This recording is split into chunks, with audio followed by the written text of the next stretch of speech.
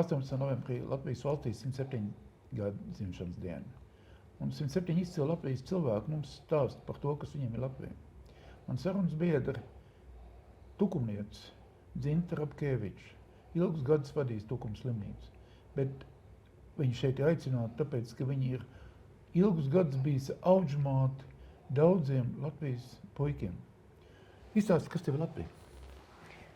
Kas man ir Latvija? Protams, ka Latvija ir mūsu mājas, tā ir dzimtene, te ir manu vecāku, vecvecāku mājas un arī manu bērnu, mazbērnu, nu, un, protams, arī audžu bērnu. Tā kā es varētu teikt, ka tas ir viss. Izstāsti par tiem audžu bērniem.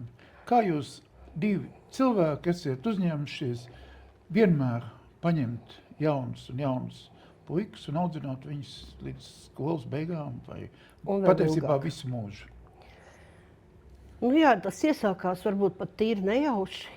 No izlasīta sludinājuma, no draugu ieteikuma 2010. gadā.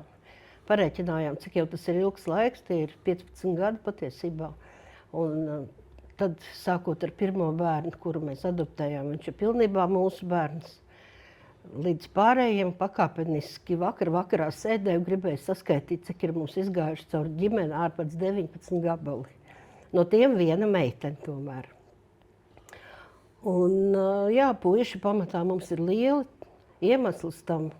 Varbūt tāpēc, ka man bija darbs, varbūt tāpēc, ka vīram patika darboties ar lieliem, nevis ar maziem. Un ar tiem lielajiem vienmēr ir bijusi problēma. Ne īpaši pārējie varbūt arī grib ar viņiem darboties, jo tas nav vienkārši. Tie ir pieauguši cilvēki faktiski jau ar savu kaut kādu ļoti negatīvu pagātni.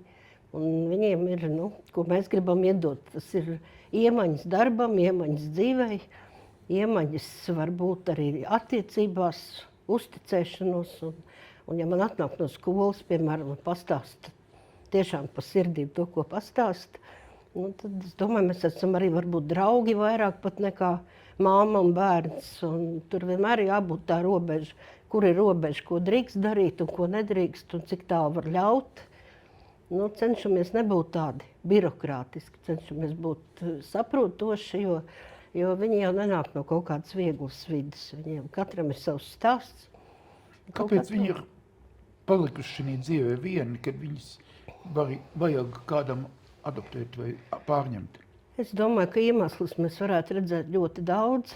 Tās ir gan varbūt šī brīža sociālais situācija, gan tā ir audzināšana, gan varbūt arī vēl citi kaut kādi iemesli vai iemaņas un mīlestība pret bērnu, es nezinu. Pat te ir jautājums, kas ir Latvija un kā mēs to darām uz priekšu arī nākotnē, ja gribam runāt, ka bērni ir prioritāte. Tad ir jau arī labi stāsti. 5 gabalis vakar paskatījos, ir aizgājuši atpakaļ pie vecākiem un ļoti veiksmīgi. Ar viņiem ir strādājuši dienesti, viņi paši ar sevi strādājuši un sapratuši. Ir tāda arī, kas paliek pie mums un ir jau pilngadīgi un tiešām ir problēmas, kur viņiem tālāk likties un mēs mājas neliedzam. Un kā viņi tālāk mācās? Tālāk, šī brīža situācija, piemēram, 2 šovasar palika pilngadīgi, aizgājuši kultīgus tehnikumu. Mācās nedaudz, viņas atbalsta pašvaldību, paldies viņiem. Un paši, un 2 dienas mēs, jo nav vairs ko ēst. Bet, principā, puikām ir jāiemācās tikt ar visu šo te galā. Ir tādi, kas ir aizgājuši strādāt, ir tādi, kuriem jau ir ģimenes un savi bērni. Viens puisis mums ir pabeidzis Liepājā jūras skolu un ir amatā uz kuģa un ļoti situēts. Ļoti dažādi tie stāsti. Kā viņiem ir skolā? Viņi nav nesekmīgi vai viņiem nav grūti iedzīvoties citā skolā, citā vidē?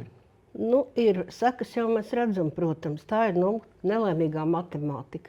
Un ne tāpēc, ka viņi varbūt nevarētu kaut ko darīt, bet ir mētājušies kaut kur no vienas uz otru, nav pamata, nav vēl. Ir arī nesekmīgas atzīmes, ir otrgadnieki, ir sekmīgi. Es saku, stāsts ir par katru pilnīgi atšķirīgs. Bet arī to, ko es varu teikt pagājušā gadā, piemēram, puisis atnāca ar sliktu uzvedību, ar pozu un karu pret visu pasauli, tad šogad ir tā kā apmainīts. Sapratis ir, ka pašam jādara ir. Un mēs mēģinām tā ar mieru, ar motivēšanu. Kādus amatus jūs viņiem, to vīri iemāc viņiem amatus patiesībā? Viņi iemācās to, ko vispār jūs, man liekas, nemaz nedrīkstētu mācīt. Par ko jau ir runa, nemaz neprasiet. Bet viņi prot visu, sākot ar to, ka viņi uzstājas ēst, mazgā paši savu veļu, paši, protams, kopi savu vidi, savu dzīves vietu, gultu un tā tālāk. Nu jā, prot arī zāģēt un prot arī pļaut un jā. Un iespējams, ka prot arī metināt un darīt tādus darbus, ko... Nu, viens no viņiem māk, bet tā īpaši uz to mēs tā neaizraujamies. Ja vajadzētu, droši vien, ka varētu. Un kā tu viņiem liec sportot?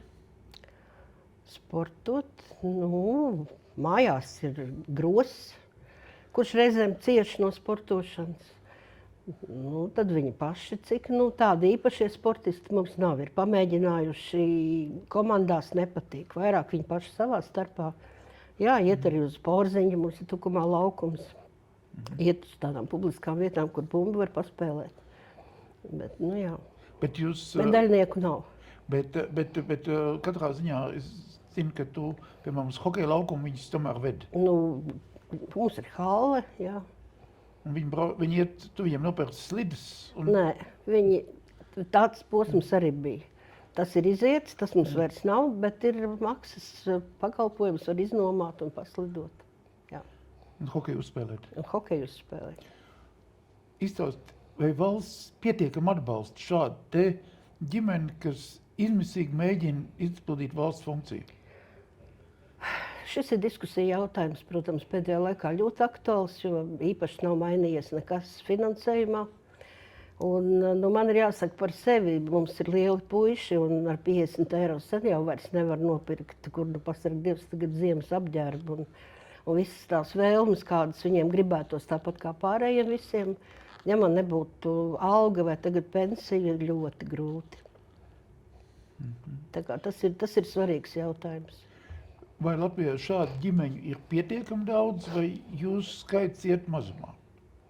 Nu, cik es zinu no statistikas un no Terēzes centra informācijas arī, kas mums ir pārunātas starp audžu ģimenēm, es saprotu, ka audžu ģimeņu skaits iet mazumā, bet bērnu skaits iet vairumā. Tā kā, ja pie šīs sarunas es varu kādu iedrošināt, un kuri baidās vai domā, ka tas ir kaut kas tāds.